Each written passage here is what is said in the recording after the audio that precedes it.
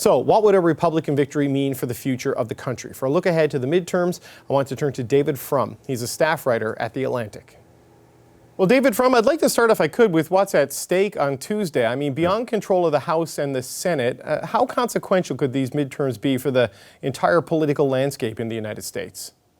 Well, I think many Canadians know, but don't really take on board the power of the fact that there's no American equivalent of Elections Canada. There's no agency that runs American elections independent of politics.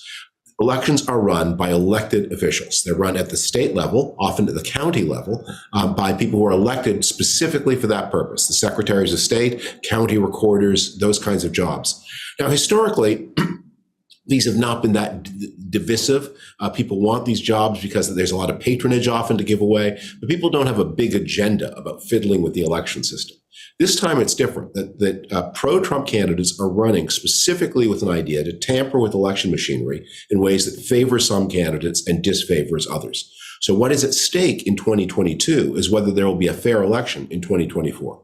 And what kind of an outcome do you think we might see on Tuesday? I mean, if you look at the numbers, the Republicans are pretty widely expected to win the House. I mean, do you anticipate a massive victory there, and how do you see the Senate going?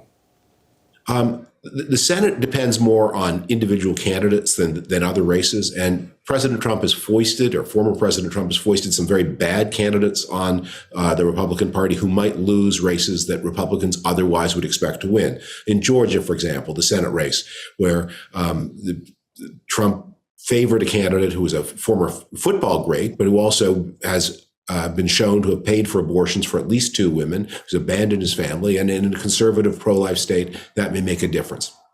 But the odds are, I think you have to assume, big Republican win in the House, maybe 20 or 30 seats, 30 would be high, 20 to 24 seats, likelihood of Republicans taking the Senate, and then down ballot gains, including at least Secretary of State contests.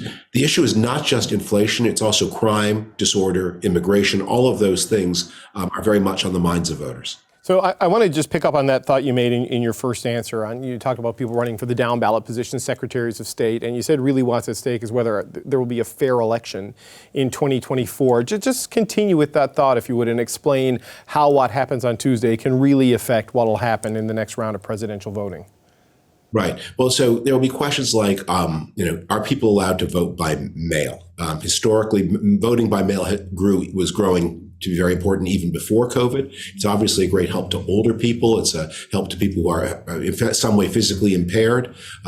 It's a help to people with very strict jobs where they can't get time off. Americans vote on Tuesdays, not on weekends, the way they do in many European countries. So voting by mail has historically never been that contentious. And historically, by the way, it's favored Republicans because the group that takes up the voting by mail most enthusiastically are older voters.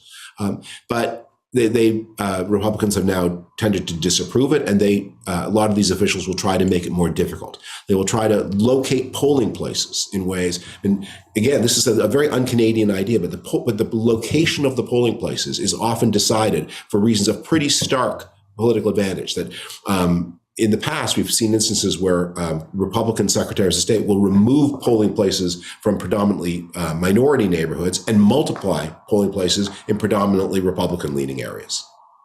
Right. No, I certainly said after the last election down there that we do take Elections Canada for granted, I think, in this country. And it was manifestly on display with the presidential election, in what happened in Georgia, and what may happen in Georgia. It's a huge test. And as you point out, sir, a lot of people running for the Republicans believe the last election was stolen, right? Yeah. And some of these people...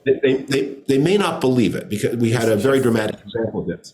There's a member of the House named Dan Crenshaw, former Navy SEAL, very intelligent, very brave, who put his name on a brief to the U.S. Supreme Court in 2020 claiming that the election was stolen. He was recorded just yesterday talking to Republican donors and saying this whole election theft thing was a lie. It makes me angry that it was a lie. It was a lie to rile people up. So he signed a court document about something that he himself privately thought was a lie. What people think and what people say is often very different. But certainly, Mr. Crenshaw was elected a couple of election cycles ago. There are people coming forward now who seem to have come out of the Trump movement, really, and some of them do appear to be true believers. I just wonder what it means for the Republicans if these people get elected and get even greater positions of prominence, and whether that party can sort of pull back from this sort of conspiracy-fueled ideology. Well, the great hope of that kind of Republican was the candidacy of Governor DeSantis in Florida. Governor DeSantis does not have a charming manner, and he's done some things he's punished businesses that he regards as not his allies. But he is still within the broad traditions of what it means to be a normal politician, connected to reality. Up is up, down is down, sky is blue, grass is green. He doesn't deny those things. And a lot of powerful people hope that he could sort of shoulder Trump out of the way. But it looks like Trump is going to be back in a big way. Trump candidates, every time there was a ballot fight, or almost every time, between a Trump-style Republican and a less Trumpy Republican, the Trump candidates tended to win. So that's where the party is. And I think Donald Trump is counting on making some very aggressive announcement on election night, declaring his candidacy soon afterward, and himself shouldering DeSantis out of the way rather than the other way around. So when we look at the results on Tuesday, I mean, what should we look for to get a sense of what it says about Trump's electability in 2024 to win the nomination, and what it says about his control over the party? What would be the indicators we pay attention to? If Ron DeSantis wins re-election as governor of Florida with more than 56% of the vote, and if Trumpy candidates like Herschel Walker have a bad night, then that's a big win for DeSantis, that he will look like a hero, and he'll be able to say behind the scenes, you back a Herschel Walker, what do you expect?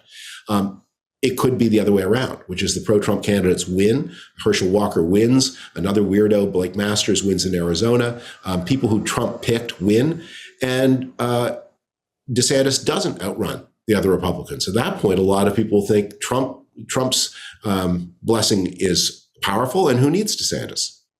And just a final point, he's not on the ballot, but midterms are often seen as a referendum on the president. Joe Biden's got some pretty bad approval ratings right now. What's at stake for the president and his agenda on Tuesday?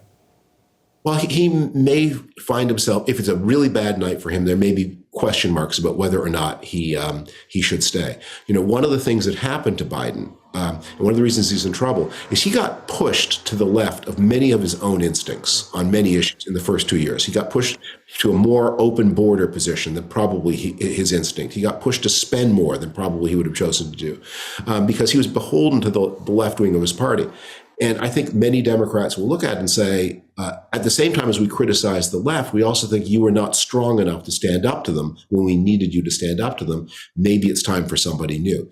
I don't know they have a good choice alternative to him, but that kind of thought may begin to percolate inside the Democratic Party.